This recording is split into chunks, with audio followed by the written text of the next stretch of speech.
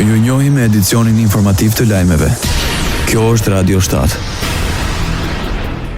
Bashkimi Demokratik për Integrim në Maqedoninë e Veriut vjon akuzat ndaj shumicës në pushtet për dështim në integrimin e vendit në BE. Sekretari i përgjithshëm i BDI-s Arber Adem në intervistë televizive kujtoi se koalicioni i qeverisës Vlen premtoi ndryshimet kushtetuese për antarësimin e vendit në Bashkimin Evropian, por ato nuk kanë ndodhur. Arber Ademi foli edhe për ligjin e gjuhëve për të cilin tha se ka pasur 13 nisma për shfuqizimin e tij në tërësi. Koalicioni Vlen përshëndet nisjen e fushatës Maj Muaj i Europës, një nisëm që synon të afrojë procesin e integrimit evropian më pranë qytetarëve dhe ta bëjë atë të prekshëm në jetën e përditshme. Me këtë rast, zëvendës kryeministri i parë i Maqedonisë së Veriut, Bekim Sali, në takim me ambasador, partnerë ndërkombëtar dhe miq të vendit, theksoi se fokusi është vendosur drejt përfitimeve konkrete që sjell Bashkimi Evropian, si më shumë mundësi për të rinjt, zhvillim të infrastrukturës dhe mbështetje për ekonomi lokale. Vlen thekson se orientimi drejt rezultateve të prekshme përfaqëson një qasje të re dhe të domosdoshme në rrugën europiane të vendit. Radio 7, zëri pozitiv i qytetit. Moment të rëndësishëm për sistemin e drejtësisë, e komentoi ushtruesi i detyrës së presidentes Kosovës Albulena Haxhiu hapjen e gjykatës administrative. Haxhiu theksoi se e rëndësia e kësaj gjykate nuk qëndron vetëm në themelimin formal, por në ndikimin që do të ketë në jetën e përditshme të qytetarëve.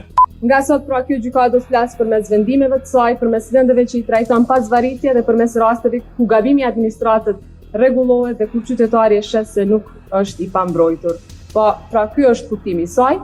Uroj që puna e saj të afrojë qytetarin me të drejtën dhe ta mbajë administratën më afër përgjegjësisë. Deklaroi presidentja në detyrë e Kosovës.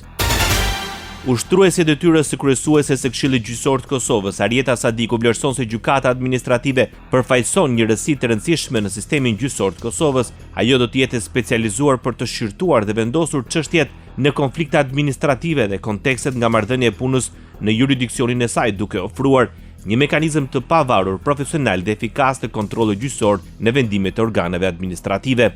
Jo rastësisht sot jemi këtu bashkë me përfaqësuesit e organeve administrative dhe përfaqësues të tjerë relevant, të cilët janë pjesë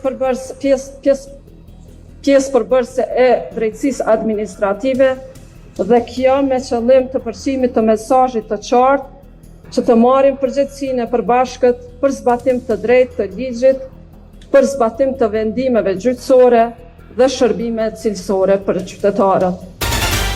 Ministri i detyrë i punëve të brendshme i Kosovës Xhelar Zveçla ka theksuar përkushtimin e Republikës për integrimin euroatlantik të vendit, duke cilësuar këtë rrugë si thelbësore për të ardhmen e tij.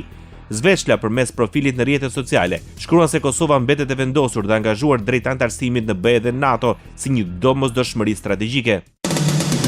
Ndoqët lajmet shkurt në Radio 7, zëri pozitiv i qytetit.